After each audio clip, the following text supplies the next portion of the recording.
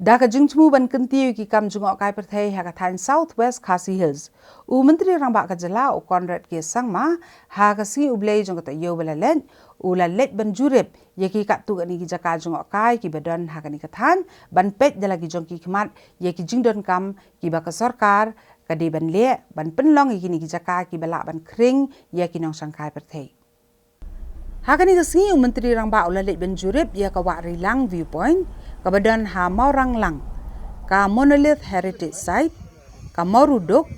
tenrong maulang wer bat ka shit jaran ha kabala sanran lang yu da Myntri katna boarding u James PK sangma UMLA ka maukurwat u ba renik ton lindo tongkhar ka deputy commissioner jong ka Southwest Khasi district ka kong isa wanda lalu bat kibe u Conrad la ong ba kani ka Jurip ka jong u kalong shibenta ban pet ye ki Jaka ki itnat ki badan hakani ka than bat ban shim ki lat linti ban kenti ka kam Jngohkai hakani ka district ulai thu ba ki consultant ki ladap ban penkre ya ka plan ban kenti ki Jaka Jngohkai ka jela bar ko we Myntri Rangbah ulapan pauru ki jing penyau ban yo i ki jing snie jugi surok nasional sama korwat bat pentip ba ka sarkar jela kan sa shimkhia ban pen bahano yiki surok kham tam ka surok na mau plang sa weiloi nalor kani Myntri Rangbah ulapan tikna ba hakini ki nyau ne ki prabana ki ban wan on sa pendap no yiki jing snai ka hospital ba shispa jing thia ka badan ha mau korwan na ka bantaban a jing sumar gi pat ba jong ni ka than. And really the purpose of the visit is to see some of the tourism sites which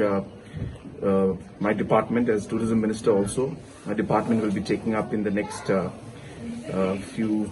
couple of years, and the project design, everything is taking place as we speak.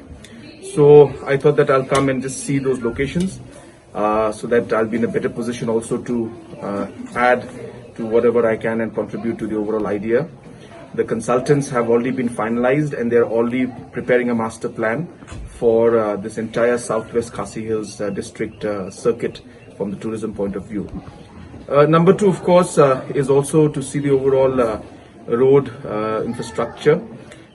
Roads are in a bad condition in certain parts of the entire route to Makurwat. We have just last week finalized that we will be taking up the stretch from Mauplang to Veloy on a systematic maintenance program, which is a new program that we have started this year. So under that program, this stretch of Mauplang to Veloy will be taken up, and also other areas wherever this required that maintenance has to be done. Once the rainy season is over, then we'll be taking up other maintenance work.